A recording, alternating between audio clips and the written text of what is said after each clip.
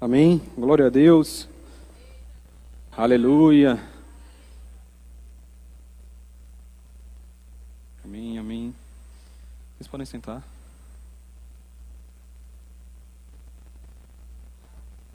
Vocês podem estar pensando, não tinha um pit stop?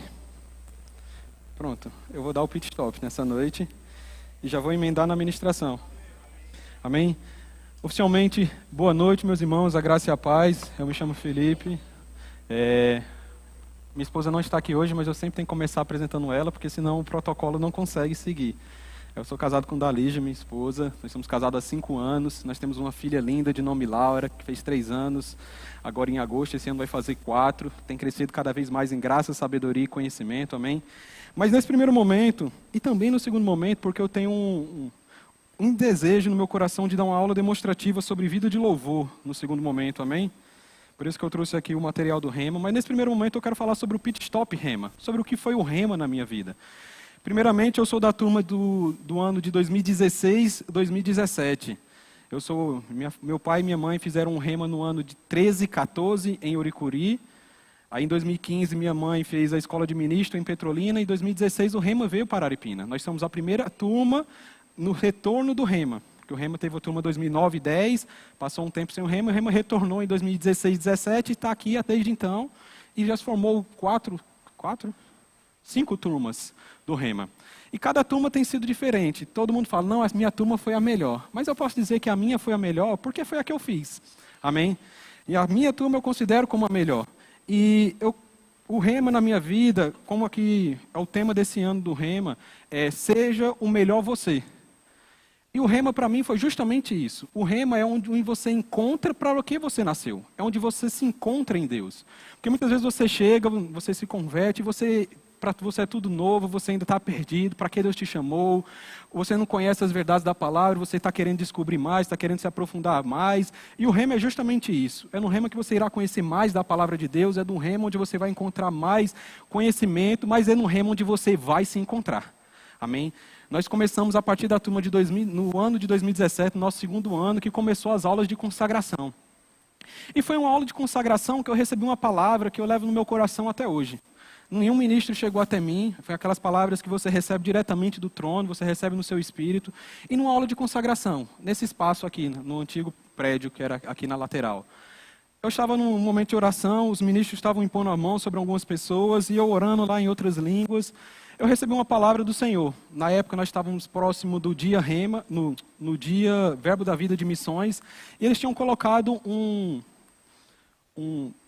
planeta, um globo pregado na parede, e esse planeta ficava brilhando. E quando eu abri meus olhos, aquele globo ficou enorme.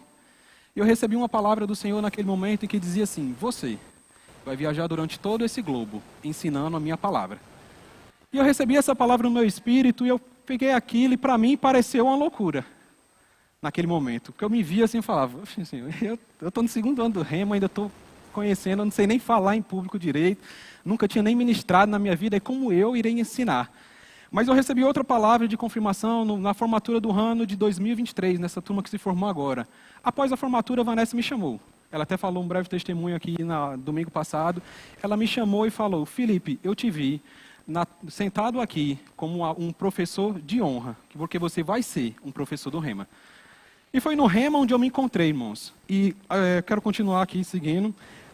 E nesse ano de 2024, eu tive a oportunidade de ensinar a primeira vez num centro de treinamento, lá em Marcolândia, no Piauí. Eu fui chamado para ensinar uma matéria chamada Vida de Louvor. Eu tive a minha primeira oportunidade de ensinar a palavra da fé. E para mim eu tenho visto o Senhor me encaminhando mais e mais. Mas tudo começou com um desejo do meu coração. De tudo começou no Rema, onde o Senhor me encontrou, onde o Senhor me treinou, onde o Senhor me capacitou. Mas um texto que eu quero dizer para vocês, que ficou marcado para mim, está lá em João, capítulo 8, versículo 31.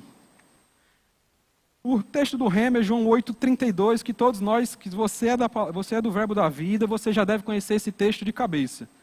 João 8, 32, a palavra do Senhor ela diz assim, e conhecereis a verdade, e a verdade vos libertará.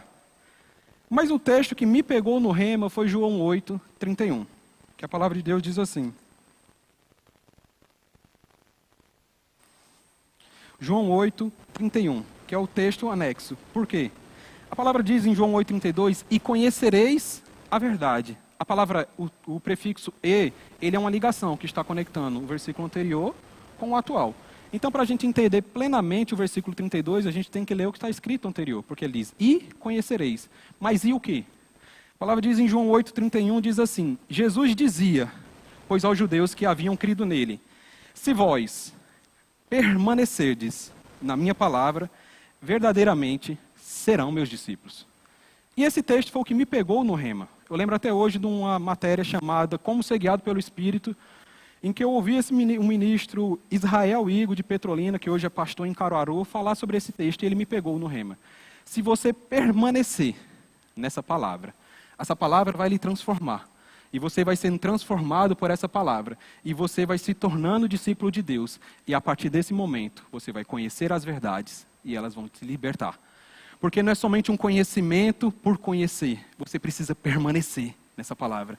Porque não adianta nada você fazer 2 anos de rema e depois de 2 anos você não vai lembrar mais nada. Mas se você permanecer nessa palavra, você permanecer praticando, você perder se meditando, você perder estudando, você permanecer meditando nessas palavras, você vai se tornar verdadeiramente um discípulo de Deus. E essa verdade vai te libertar. Amém? Mas agora, depois do pit stop rema, já gastei 30 segundos. Desculpa aí, Sérgio. Eu quero entrar na mensagem dessa noite. Eu queria que vocês abrissem a Bíblia em Isaías, no capítulo 61. Como eu já disse, nessa noite eu tenho uma mensagem no meu coração. Eu quero dar uma breve mensagem sobre vida de louvor, que é uma das matérias do rema. Amém? Isaías, capítulo 61, versículo 1.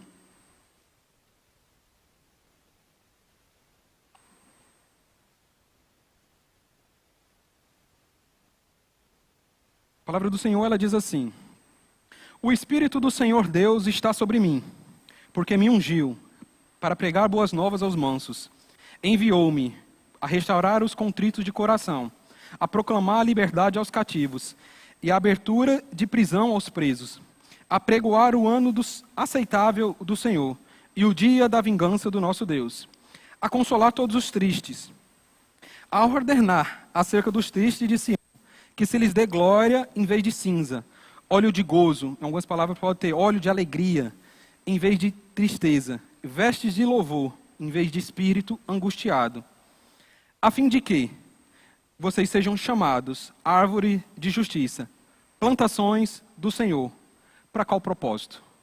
Para que Deus seja glorificado. Amém? Feche seus olhos, vamos orar. Senhor Deus e Pai, eu lhe agradeço por essa noite. Obrigado, Senhor, porque o Senhor tem sido tão bom nas nossas vidas, Pai. Nós agradecemos, Pai, por essa noite, o Senhor preparando tudo, Pai, porque o Senhor já organizou todas as coisas, para que essa mensagem chegue aos corações, Pai. Eu oro e agradeço, Pai, por corações prontos, Pai, para receber a semente da palavra.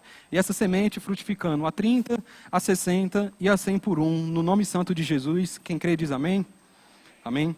Como eu disse, meus irmãos, nessa noite eu tenho um desejo no meu coração de trazer uma aula demonstrativa do rema. Eu quero trazer uma aula sobre a matéria vida de louvor.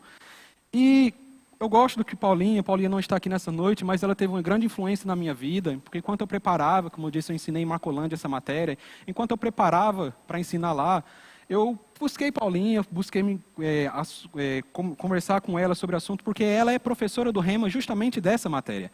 Ela ensinou em Alegrete, no Piauí, essa matéria, ela também ensinou no rema aqui de Araripina, essa matéria Vida de Louvor. E ela teve uma grande influência na minha vida para preparar o material e também para eu estudar sobre esse assunto. Eu gosto de um exemplo que ela faz, e eu quero começar com ele. E eu sei que normalmente quando a gente se senta, a gente quer sentar e ouvir uma mensagem, mas nessa noite eu queria que vocês ficassem de pé nesse momento. E eu gostaria que vocês fechassem os seus olhos e vocês se imaginassem, com os olhos fechados, não vão olhar para o irmão para tentar colar o que o irmão está fazendo, mas eu queria que nesse momento vocês se imaginassem adorando e louvando ao Senhor. Eu queria que nesse momento vocês se imaginassem o que está passando na sua cabeça. Você está percebendo uma música tocando? Você está percebendo alguém, o ministério de música conduzindo você está com as mãos levantadas, acredito eu. Amém. Podem abrir seus olhos e podem sentar. Ao final dessa aula demonstrativa, eu quero trazer essa nova imagem para a sua cabeça. Porque eu quero começar logo dizendo, porque vida de louvor nós já associamos única e exclusivamente à música. Quando nós falamos vida de louvor, o que vem na nossa cabeça são música. É música, nós pensamos, não, provavelmente nessa matéria vai ensinar a cantar, vai ensinar a tocar algum instrumento, vai me ensinar a falar sobre como observar quais são as músicas que estão alinhadas com a palavra. Mas vida de louvor, irmãos, não fala sobre música. Apesar de nós tocarmos no assunto música. Não é única e exclusivamente música, fica melhor assim. Vida de louvor não está relacionar você única e exclusivamente a tocar um instrumento. Não vai te ensinar a cantar, meus irmãos. Porque se fosse esse o propósito, eu já seria o aluno mais reprovado dessa matéria. Porque o sonho do meu coração sempre foi cantar. E eu descobri nessa matéria que eu não tenho vocação para isso. E vida de louvor eu sempre achava, não vejo hora, eu tenho um desejo no meu coração de ser um grande ministro de louvor, em cantar que nem Eduardo aqui na frente, conduzir a igreja de adoração e fazer um lindo louvor com a minha voz e as pessoas vão terminar o culto e falar, Felipe, sua voz me emocionou. Mas isso não aconteceu, irmãos. Eu não canto e eu já quero confortar o seu coração que ministro de louvor não está relacionado a cantar, amém? Então se você não canta bem, você ainda assim pode ser um ministro de louvor, amém? Isso conforta o seu coração, porque confortou o meu quando eu ouvi. Amém? Mas vida de louvor, ela fala, quero começar logo trazendo um propósito dessa matéria, ela fala sobre o propósito da criação do ser humano. Então eu quero já começar trazendo para vocês que vida de louvor é o propósito para qual Deus criou o ser humano. Se você puder abrir a sua Bíblia em Efésios, capítulo 1.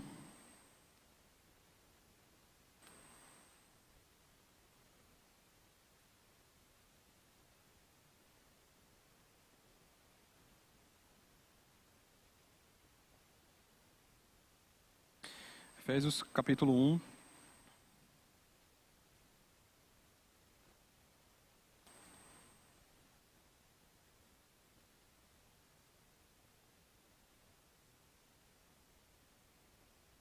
Vamos começar a partir do versículo 4. Efésios capítulo 1, versículo 4, a palavra do Senhor ela diz assim: como também nos elegeu nele, antes da fundação do mundo. Para qual propósito?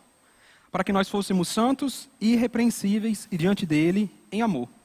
E nos predestinou para filhos de adoção por Jesus Cristo, para si mesmo, segundo o beneplácito de sua vontade. Beneplácito fala sobre a sua perfeita vontade.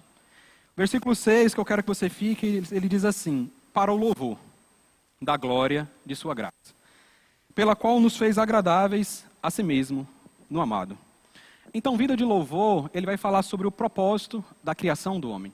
O homem foi criado com o propósito de louvar ao Senhor. Esse é o propósito da criação.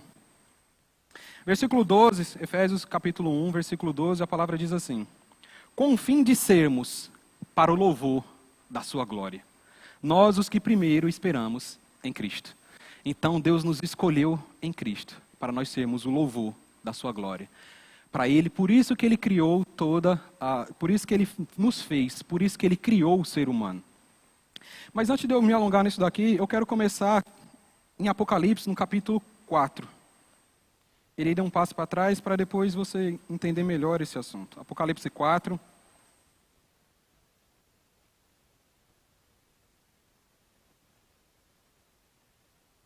Vamos começar a partir do versículo 9.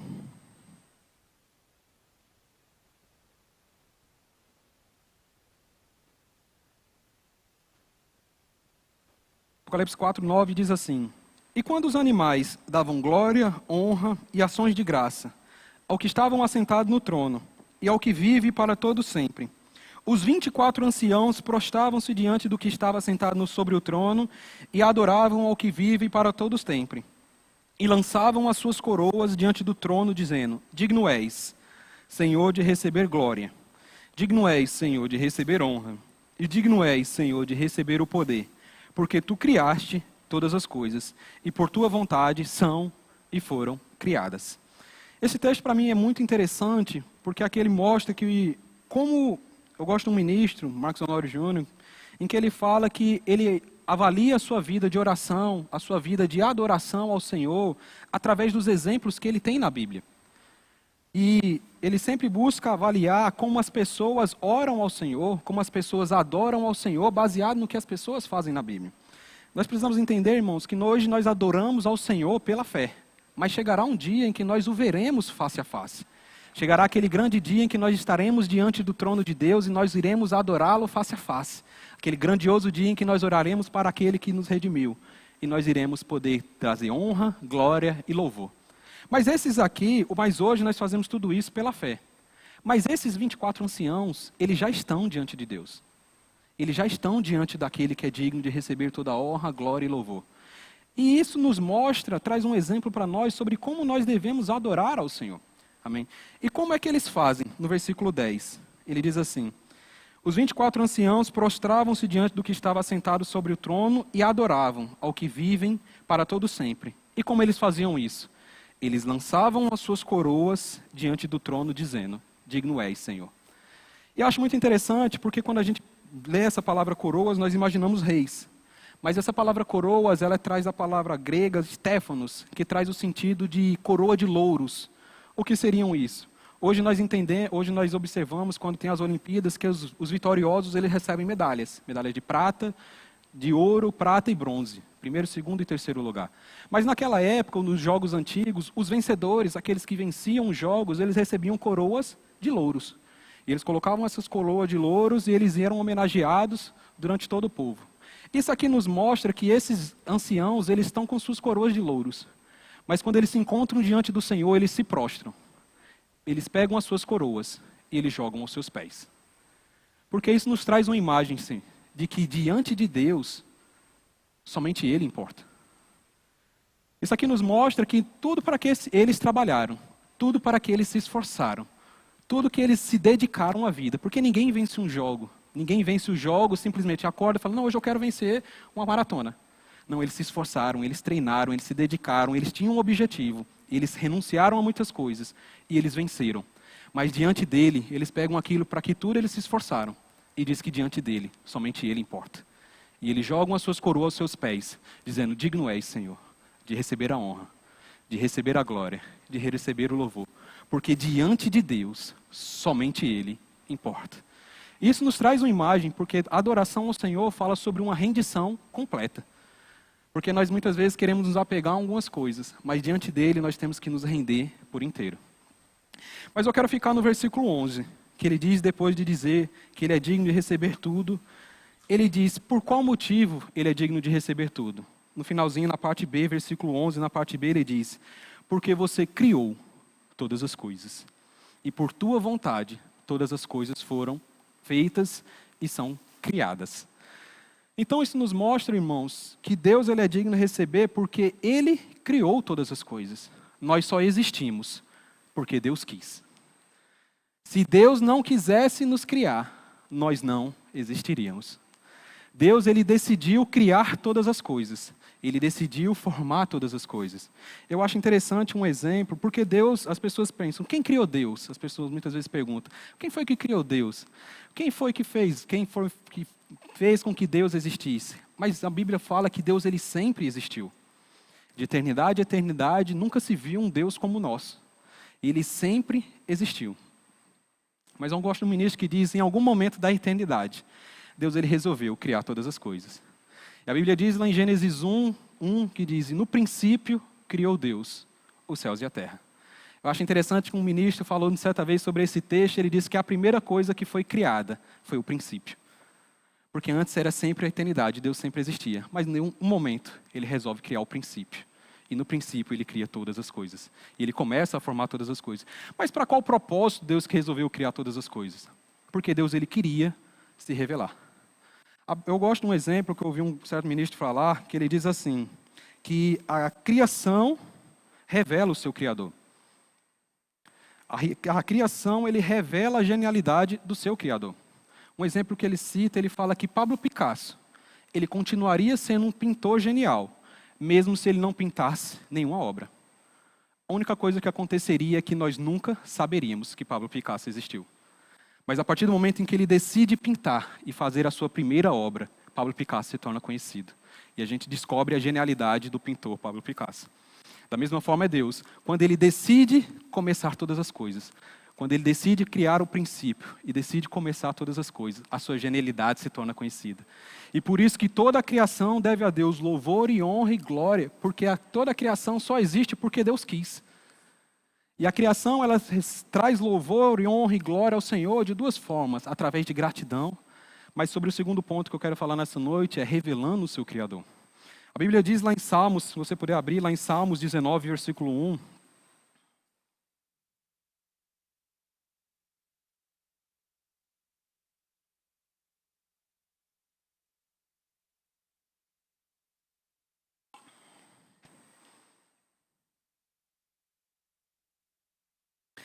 Salmos 19, versículo 1, a palavra diz assim: Os céus declaram a glória de Deus, e o firmamento anuncia a obra de suas mãos. Um dia faz declaração a outro dia, e uma noite mostra sabedoria a outra noite. Não há linguagem, não há palavra, e não em nenhum momento se ouve a sua voz. A sua linha se estende por toda a terra, e as suas palavras até o fim do mundo. Nele, ele colocou todas as coisas. Eu acho muito interessante esse texto, que ele nos mostra que a criação revela o nosso Criador. Eu lembro de um momento na minha vida que a gente estava concluindo o ensino médio, no terceiro ano, e nós fomos fazer uma viagem para o Beach Park, em Fortaleza, um lugar lindo, e naquele momento nós estávamos subindo um dos maiores parques aquáticos da América Latina, e nós estávamos subindo daqueles tobogã, um dos maiores, e nós subindo, que tinha uma fila enorme, e um amigo meu, ele estava olhando para o mar, aquele mar enorme, e ele estava encantado. Ele estava com seus olhos brilhando, e eu olhava para ele assim, o que foi? Ele olhando para o mar, ele diz, não tem como alguém olhar para a criação de Deus, com a tamanha perfeição, e dizer que Deus não existe. Porque ele olhando para toda aquela criação, ele estava encantado. Ele estava impressionado. Ele subindo naquele tobogã e olhando para a criação e falando, meu Deus do céu, como isso aqui é lindo. Como isso aqui é perfeito. Não tem como Deus não existir ao olhar para a criação. Mas por esse motivo que Deus resolveu criar todas as coisas. Para que as pessoas olhassem a sua criação e reconhecessem a genialidade do Criador. Mas se você puder abrir a Bíblia comigo, em Gênesis 1, versículo 26.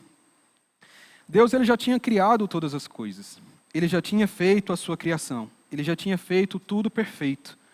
Mas no versículo 26, ele decide colocar uma imagem sua na criação.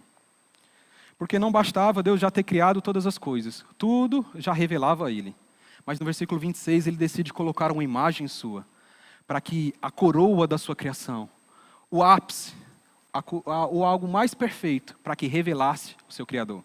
Gênesis 1, 26, ele diz assim, e disse Deus, depois de um conselho divino, o Pai, a Palavra e o Espírito se reúnem e diz, façamos o homem, a nossa imagem conforme a nossa semelhança. E tenha ele domínio sobre os peixes do mar, sobre as aves dos céus, e sobre todo o gado, e sobre a terra, e sobre todo o réptil, e sobre tudo que se move sobre a terra. E no versículo 26, depois do conselho divino, eles decidem criar o homem, a sua imagem e a sua semelhança. Para que o homem fosse a coroa da sua criação. Para que a um homem olhasse para o outro, ele apontasse Deus. Porque não tem como ele olhasse um para o outro e visse a imagem do seu Criador. E era esse o propósito da criação do homem. Era para que um homem olhasse para o outro, louvor a Deus fosse dado. Glória a Deus fosse dado. Porque somente nós existimos, a revelação do Criador seria feita. Porque se ele já tinha feito todas as coisas perfeitas, a coroa da sua criação seria a perfeição. Seria o ápice, seria a principal parte. Porque o homem foi criado com o propósito de revelar o seu Criador. Eu sei que muitas vezes nós nos pegamos naquelas perguntas, Senhor, para que eu nasci? Senhor, para que eu existo? Para qual propósito eu estou aqui? Por que o Senhor me fez? E eu quero responder para você nessa noite, você foi feito, você nasceu, Deus te criou para você revelar o seu Criador. Foi para esse propósito que Deus criou o ser humano, para que ele revelasse o seu Criador. Mas, infelizmente, no Gênesis capítulo 3, o homem ele se afasta do seu propósito. Se você puder dar um passo antes, o Senhor ele coloca no jardim. Vamos para Gênesis 2. Gênesis 2. Tem um tempo ainda.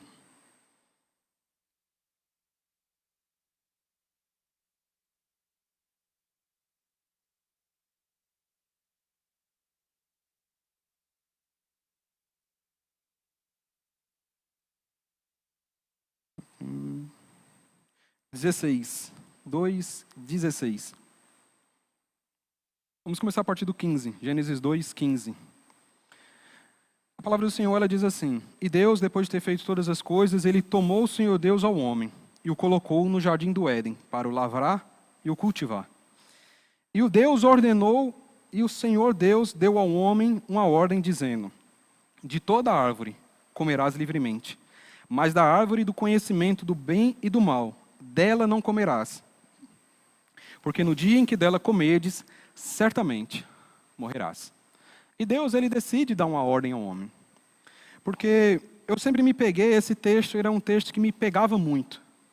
Porque eu sempre pensava, Deus criou todas as coisas perfeitas, Deus criou tudo, por qual motivo ele decide colocar uma árvore no centro do jardim e colocar um motivo lá, nessa árvore você não pode comer.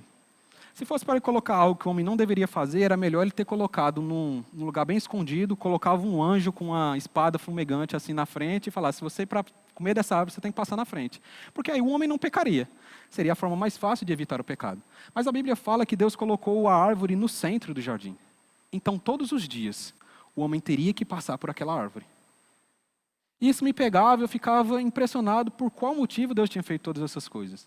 Até que um dia, numa aula do Rema, um professor me explicou, e ele disse, Deus fez tudo isso para que o homem todos os dias decidisse escolher o Senhor. Porque o homem nunca foi impedido de uma escolha. Deus não tinha criado robôs. O homem tinha que ter a livre iniciativa de escolher a Deus todos os dias. Ele tinha que fazer uma escolha. Eu escolho Deus. E todos os dias o homem passava por aquela árvore e tinha que decidir. Eu escolho Ele. Eu escolho cumprir meu propósito. Eu escolho revelar o meu Criador. Eu escolho trazer louvor, honra e glória para o nome de Deus. E o homem todos os dias tinha essa escolha. Porque eu vou dar um ponto lá na frente, mas a verdadeira adoração, ela parte de uma livre iniciativa de um coração. Você não faz nada por obrigação. Porque a gente, quero trazer depois, eu irei explicar sobre isso, mas você pode nunca cantar bem. As pessoas podem até, quando você está cantando durante o período de música, as pessoas podem até querer afastar um pouquinho, porque você canta muito alto e desafinado. Mas do seu coração pode partir o perfeito louvor, porque você escolheu ao Senhor. Mas pode ter pessoas que estão cantando divinamente bem, que estão cantando lindamente e emocionar muitas pessoas, mas aquele louvor nunca passar do teto. Aquela música cantada nunca passar do teto, porque o coração daquela pessoa não está conectado com Deus. Porque louvor não fala sobre música, louvor fala sobre coração. Amém? Mas nós iremos chegar nesse ponto. E Deus deu uma ordem ao homem. Mas em Gênesis 3, como todos nós conhecemos, Adão, Eva, ele é enganado pela serpente e ela escolhe a Satanás. E ela entrega também o fruto da árvore, entrega a Adão, e Adão também escolhe Satanás. E naquele momento ele rompe a conexão que existia do homem para com Deus. E naquele momento, quando o homem escolhe a Satanás, o homem perde o propósito de existir. Então naquele momento, a coroa da criação, que tinha sido criado com um único e distinto propósito, revelar o seu Criador, perde o seu propósito. O homem passa de coroa para a erva daninha da criação. E se você puder abrir comigo lá em Romanos, capítulo 1, versículo 18.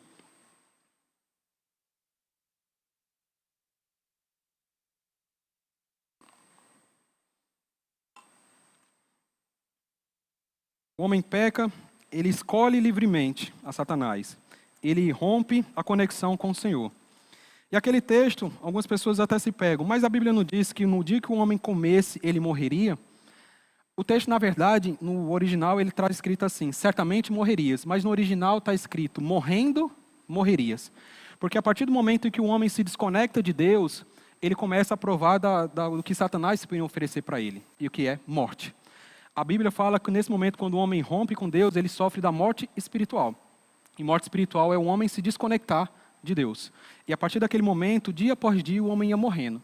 Até que em Adão, depois de 900 anos, ele finalmente morre fisicamente. Mas a morte espiritual já aconteceu naquele momento. Quando o homem decide escolher a Satanás e abandonar o Senhor, ele morre espiritualmente. Então a conexão entre Deus e o homem estava perdida. E acontece em Romanos 1, o apóstolo Paulo ele começa a trazer a história do homem a partir desse momento em que ele peca. Em Gênesis 1:18 ele diz assim, porque do céu se manifesta a ira de Deus sobre toda a impiedade e injustiça dos homens, que detêm a verdade por amor à injustiça. Porque o que de Deus se pode conhecer, nele se manifesta. Porque Deus se manifestou. Porque as suas coisas invisíveis, desde a criação do mundo, como o seu eterno poder, como a sua divindade, se entendem claramente e se veem pelas coisas que foram criadas, para que eles ficassem indesculpáveis. Aqui esse texto, de 1 ao 18, ele está mostrando que o homem, quando ele decide escolher a Satanás, o homem estava indesculpável. Porque a gente pensa, não, mas o homem era tão bonzinho, devia ser tão menino, tão novinho, e fez uma escolha errada, porque Deus não perdoou. Não, o homem era indesculpável. Porque o homem já tinha um entendimento, ele já tinha um conhecimento, ele fez uma livre escolha. Deus já tinha revelado todas as coisas, Deus já tinha criado todas as coisas para revelar o seu Criador. Todos os dias, na viração do dia, ele descia para ter um momento de comunhão com o homem. Então o homem ele se torna indesculpável, porque diante de tudo que Deus tinha feito, de todas as coisas que ele tinha criado, ele decide escolher livremente a Satanás. E no versículo 21 ele diz, porquanto o homem tendo conhecimento de Deus, não glorificou a Deus, e nem lhe deu graças, e nem lhe deram graças, antes em seus discursos se desvaneceu, e o seu coração insensato se obscureceu. Aqui está falando sobre a morte espiritual. O homem, se pensando por sábio, tornou-se louco. E versículo 23 ele diz, e mudou a glória do Deus incorruptível, em semelhança da imagem do homem corruptível. A partir desse momento ele vai começar a falar sobre a história da idolatria do homem. Se você estudar a história, você vai ver como a idolatria do homem acontece exatamente como o apóstolo Paulo ele fala aqui. Porque ele mudou a imagem do Deus incorruptível para a imagem do homem corruptível. E ele passou a adorar aves, quadrúpedes e répteis. E por isso Deus o entregou ao homem, às suas vontades, às suas concupiscências. E entregou aos seus desejos do seu coração, a imundícia, para desonrarem em seu próprio corpo. Porque no versículo 26 ele diz, pois esses mudaram a verdade de Deus em mentira, e honraram e serviram mais a criatura do Criador, que é bendito para todo sempre. Amém. E aqui nesse texto, ele traz uma imagem, ele traz uma história de como aconteceu com o homem. Porque o homem ele foi criado com um propósito, adorar ao Senhor. Ele tinha nascido, ele foi criado com esse propósito, de ao conectar-se com o Senhor, adorar e revelar o seu Criador através da sua existência. Comunhão com Deus, aliança da adoração. Comunhão com Deus, e ele, através da sua vida, ele vivia uma vida inspirada. Então, todos os dias ele tinha uma comunhão com Deus, recebia o que Deus tinha para ele através do seu Espírito, e ele vivia a sua vida, uma vida inspirada, revelando o seu Criador. Mas quando o homem ele rompe esse propósito, ele rompe a conexão com Deus, ele ainda tem no seu coração um desejo de adoração. Ele ainda tem no seu coração porque ele foi criado com esse propósito. Não sei vocês, mas você deve encontrar muitas pessoas por aí que adoram muitas coisas. Adoram ao dinheiro, adoram as pessoas, adoram muitas coisas na humanidade. Porque o homem ele tem um desejo de adoração. Ele tem no seu coração um anseio de adorar. Mas o homem ele se rompe com Deus. Ele se afasta do seu Criador. E nesse momento ele começa a adorar a si mesmo, depois ele começa a adorar aves, depois ele começa a adorar quadrúpedes. E muitas vezes nós nos se pegamos pensando, rapaz, isso é tão errado as pessoas adorarem imagem, é tão errado essa idolatria que algumas pessoas têm por outras coisas. Mas a idolatria, irmãos, não é o principal ponto. A idolatria é consequência de um problema ainda maior, que é quando o homem se afasta de Deus. O problema é o orgulho no coração de um homem e não reconhecer a Deus e decidir viver a sua vida de todo jeito. Porque o problema não está em adorar uma imagem.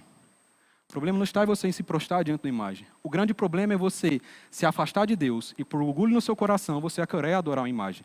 Porque quando nós decidimos adorar uma imagem que nós criamos, na verdade quem é Deus somos nós. Porque nós devemos adorar a Deus como Ele se revela, como Ele verdadeiramente é, não como nós achamos que Ele deve ser. Isso traz uma imagem muito forte até para a gente, porque até a imagem de Deus que nós temos, se não estiver em linha com a palavra, pode ser idolatria. Porque nós temos que ficar como Deus se revelou. E não como nós achamos que Deus tem que ser. Porque Deus não somos nós, Ele que é Deus, Ele que se mostra. Nós só o reconhecemos e aceitamos. Mas glória a Deus, irmãos, que Deus ele decidiu se revelar como um Deus bom.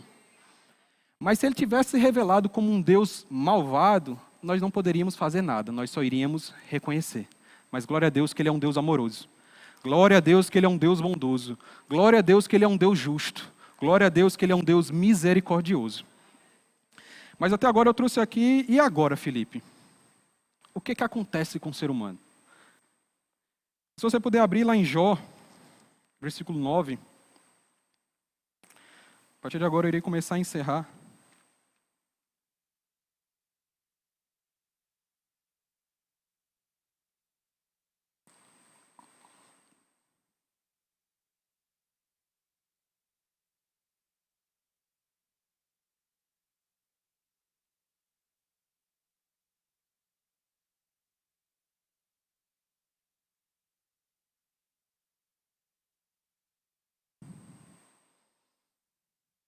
Versículo 27. Jó, capítulo 9, versículo 27. Vou trazer um breve resumo sobre a história de Jó.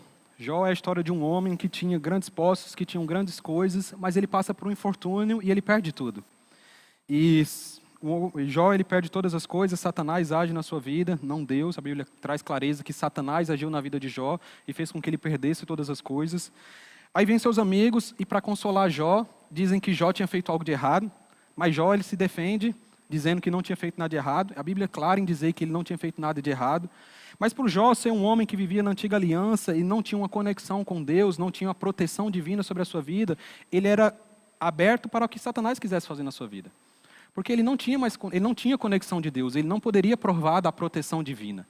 Então, por isso que ele sofre todos os infortúnios. Mas Jó era um homem justo. A Bíblia é clara em Jó 1 que Jó era um homem justo. Mas seus amigos dizem que ele tinha alguma brecha. E Jó se defende dizendo que não tinha feito nada de errado. E esse é basicamente o livro de Jó. Em versículo 42, Jó ele entende que ele não conhecia Deus como deveria. Ele se arrepende, ele ora pelos seus amigos e Deus o restaura todas as coisas. Mas em Jó 9, aqui ele está se defendendo para seus amigos. Seus amigos estão dizendo a ele: Jó, você abriu brecha. E Jó disse: não abri brecha. Aí os amigos: não, Jó, você abriu brecha. Ele disse: não abri. Em Jó 9, 28, se você puder abrir, 27 na verdade, ele diz assim: e se eu disser, eu me esquecerei da minha queixa, e mudarei o meu aspecto, e tomarei alento. Receio todas as minhas dores, porque bem sei que não me terás por inocente. Jó está dizendo aqui que Deus não tem como, Deus não irá dizer que Jó é inocente, porque ele já acredita que Deus já tinha dito que ele era culpado. Ele acredita que todas as coisas que estão acontecendo é Deus que está fazendo na vida dele. Versículo 29, ele diz assim: e se eu sou ímpio, por que eu trabalharei em vão? Ele está argumentando com seus amigos. Por qual motivo eu irei me defender diante de Deus, se ele já me decretou como ímpio? Jó tem um pensamento: se Deus disse que eu sou culpado, como é que eu vou me defender? Esse é o argumento de Jó.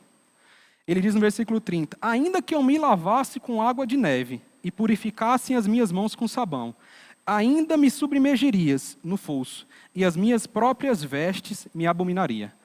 Jó está dizendo: se Deus disse que eu sou culpado, como é que eu vou me defender de Deus? Se ele diz: não, Deus já disse que eu sou culpado. Entendam, Jó acreditava que Deus tinha feito todas as coisas a ele. Que Deus tinha dito que Jó era culpado e por isso que ele merecia as consequências. E ele está nesse argumento na sua vida. Se Deus disse que eu sou culpado, como é que eu me defendo de Deus?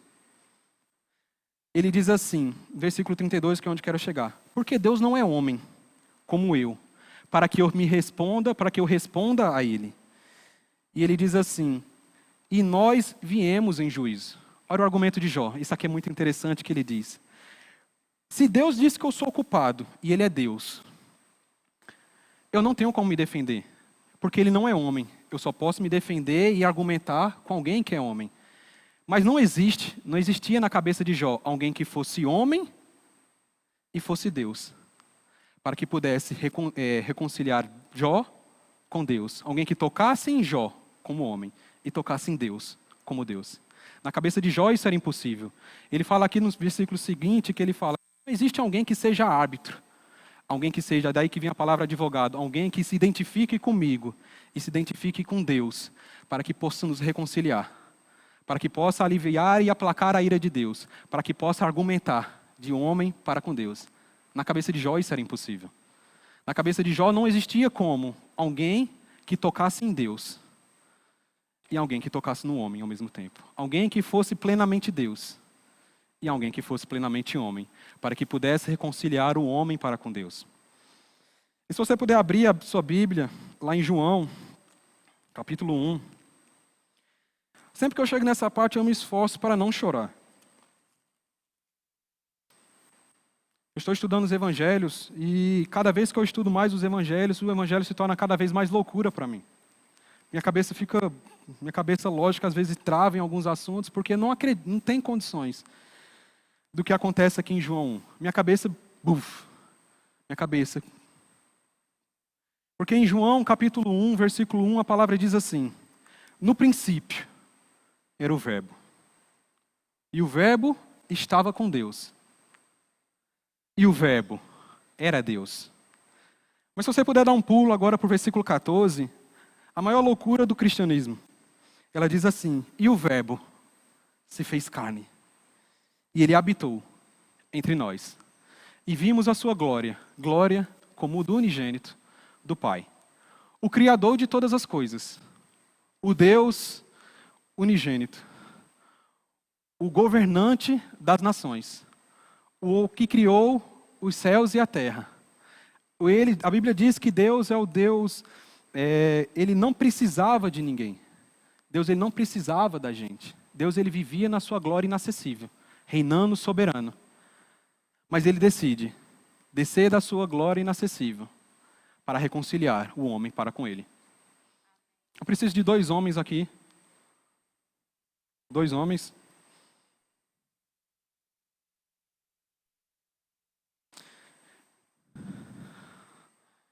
Você vai ser Deus. Você vai ser homem. Glória a Deus, né? Amém? Vamos mais por cento aqui para pegar de frente. O homem, ele vivia em conexão para com Deus. E essa era a aliança da adoração. O homem se relacionava com Deus e vivia uma vida inspirada por Deus. E eles viviam juntos, pode caminhando. Vivendo uma vida inspirada por Deus. E eles iam, e essa era a aliança da adoração. Deus inspirava o homem, e o homem vivia uma vida e inspirava. E isso era um louvor para a glória de Deus. Mas o homem, ele decide romper com Deus. Pode ficar, Júnior, vem para aqui.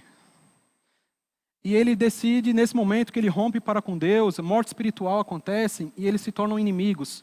Porque o homem decidiu não querer mais viver o seu propósito. Ele decidiu não querer mais viver uma vida inspirada por Deus. Ele decidiu querer viver a sua própria custa, afastado de Deus. E nesse momento eles se tornam inimigos mortais. O homem não tinha mais como acessar a Deus. Ele não tinha mais como tocar. Até aquela famosa imagem do Código de Da Vinci, que está o homem tentando tocar a Deus. O homem tentava, mas não conseguia. O homem, daí que vem a palavra religião, tentar o homem se religarem, ele tenta criar várias religiões para tentar alcançar a Deus novamente, mas não existia como o homem tocar a Deus. Porque o homem, era o questionamento de Jó. E Deus era Deus.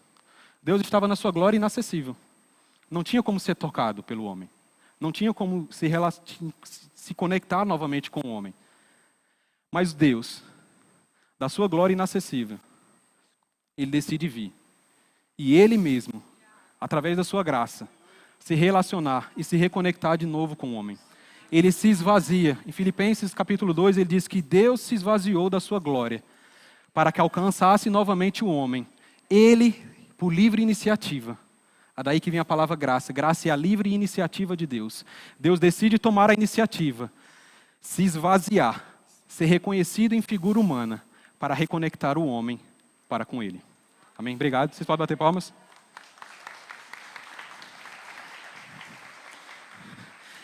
Mas isso é a maior loucura, irmãos, porque o homem, a Bíblia diz em Gênesis 1:26 que o homem era a imagem de Deus.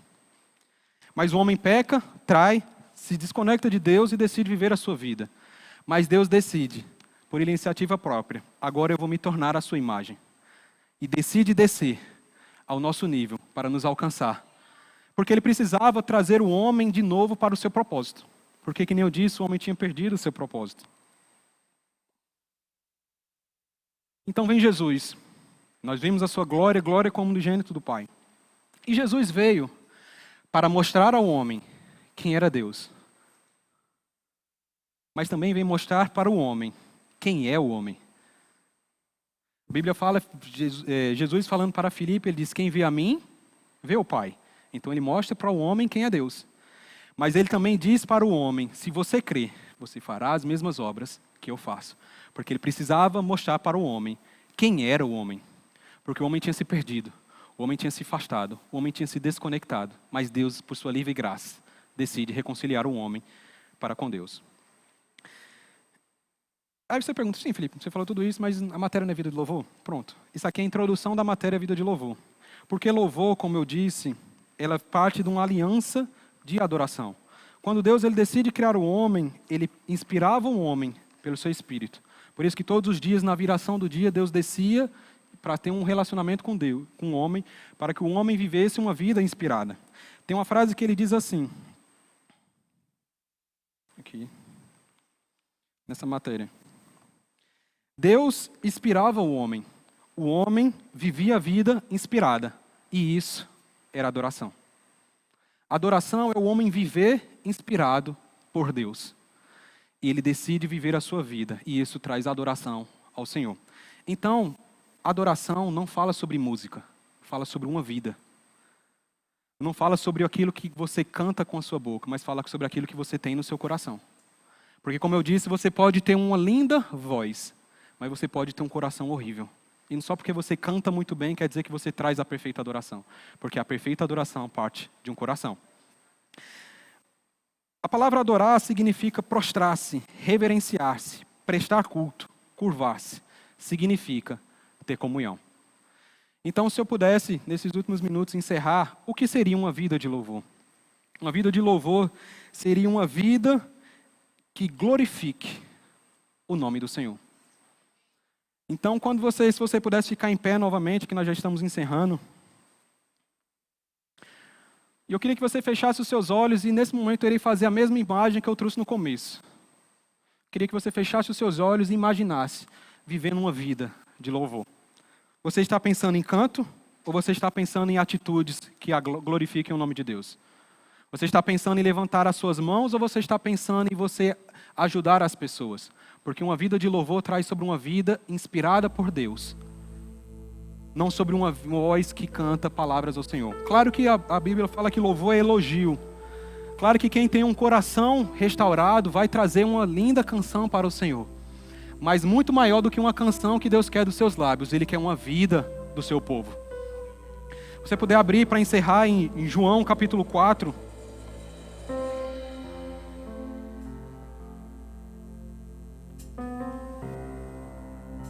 Texto bastante conhecido, João 4.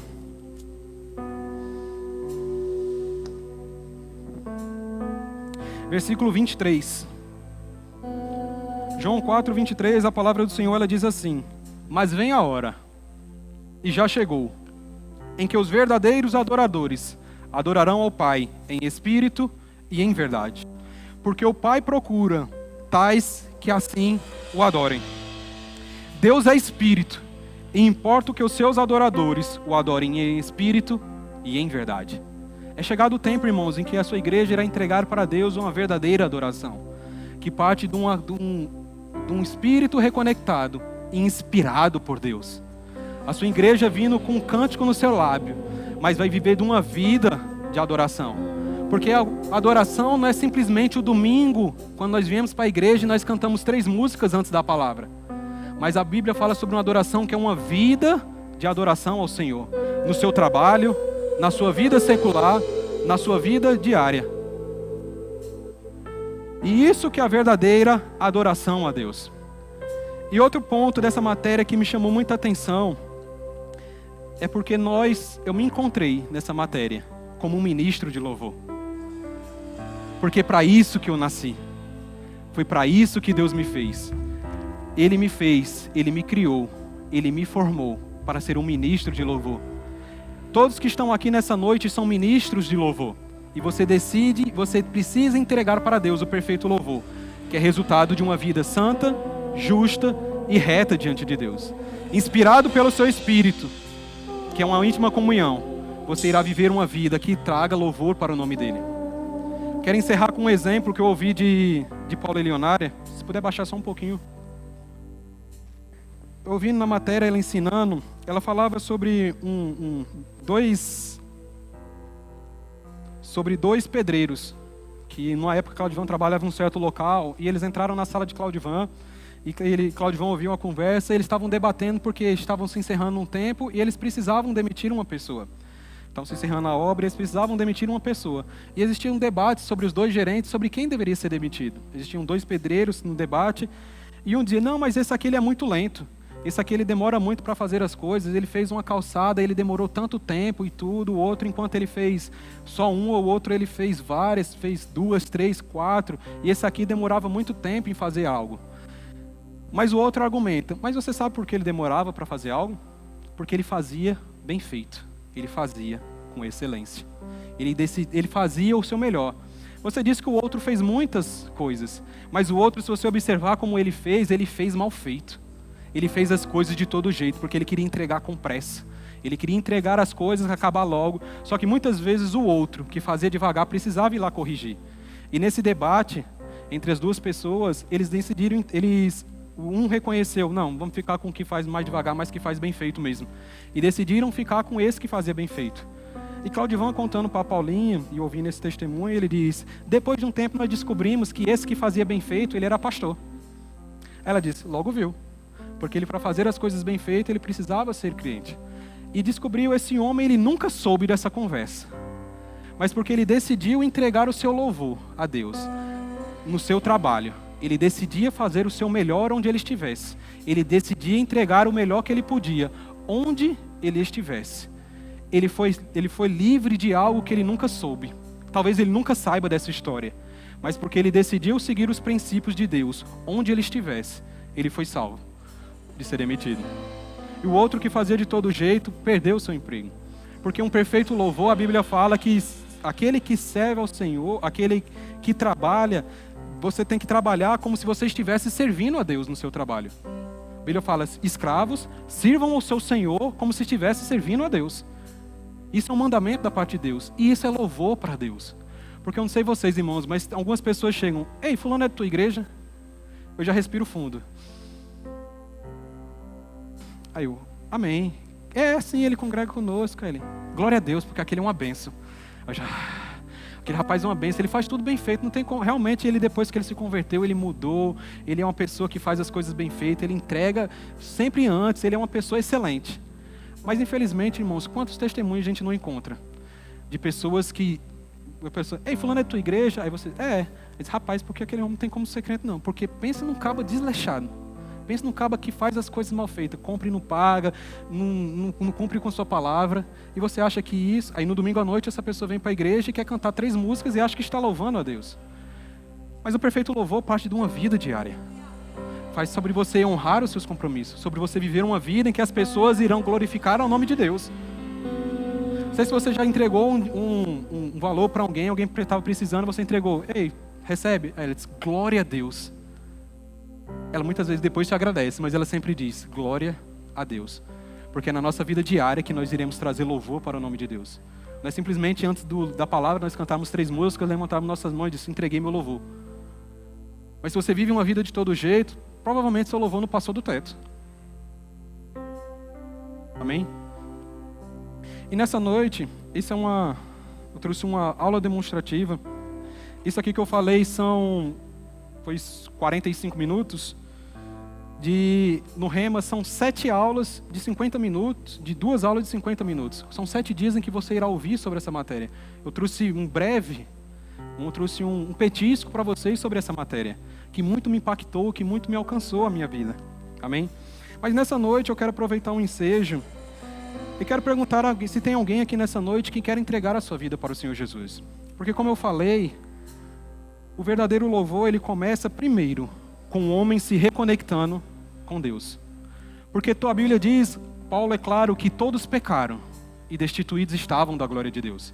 Mas a partir do momento em que o homem decide, que Deus decide alcançar o homem também precisa tomar a iniciativa de encontrar a Deus. A Bíblia diz lá em Romanos 10, que todo aquele que confessar a Jesus como Senhor, e em teu coração creres que Deus ressuscitou dentre os mortos, será salvo. Então Deus já fez a sua parte. mas existe a nossa parte de reconhecer a Ele como nosso Senhor e de tomar a iniciativa de se reconectar com Ele novamente. Aí nesse momento você vai se nascer de novo. E quando você nasce de novo, você pode entregar o perfeito louvor, porque você vai ser inspirado por Deus no seu espírito e você irá viver uma vida de adoração. Tem alguém aqui nessa noite que quer nascer de novo? Tem alguém aqui nessa noite que quer entregar a sua vida para o Senhor Jesus? Tem alguém aqui nessa noite que foi alcançado por essa palavra, que o Senhor lhe mostrou que você precisa nascer de novo? O Senhor Jesus, Ele falando com Nicodemos, Ele diz: é necessário que o homem nasça de novo. Tem alguém aqui nessa noite que quer nascer de novo? Não nascer da carne, nem da vontade do homem, mas na vontade de Deus. Tem alguém aqui nessa noite que quer entregar a sua vida para o Senhor Jesus? Caso você tenha sido tocado e você está com vergonha, na minha vez alguém teve que me chamar na minha cadeira. Amém? Você pode nos procurar ao final do culto, nós estaremos aqui, estará os nossos pastores aqui, eu também estarei aqui. Você pode me procurar, que eu irei te conduzir em adoração. Eu irei te conduzir na oração de confissão. Amém? Antes de encerrar, eu quero indicar esse livro, Planos, Propósitos e Práticas. É o atual livro que eu estou lendo. Ele está na separata dessa matéria, Vida de Louvor. É um livro do irmão Reiga, muito fantástico. Recomendo para vocês. Planos, Propósitos e Práticas. Esse livro fala sobre os planos de Deus, os propósitos de Deus e a prática de que Deus tem. Porque muitas vezes o homem ele quer viver os seus planos para a sua vida. E ele muitas vezes pergunta por que as coisas não acontecem. Porque os nossos planos, nós temos que bancar. Mas os planos de Deus já vêm abençoados. Mas muitas vezes a gente está seguindo o plano de Deus. E as coisas não estão acontecendo. Mas é porque muitas vezes nós estamos com um propósito errado. Nós estamos seguindo o plano de Deus. Mas o nosso propósito não está alinhado com os propósitos de Deus. Mas tem muita gente que tem um plano correto. Tem um propósito correto. Mas não levanta a sua bunda da cadeira. Então você precisa ter o plano correto. Com o propósito correto. Com a prática correta. E ele já vem abençoado. Amém? Dirigente?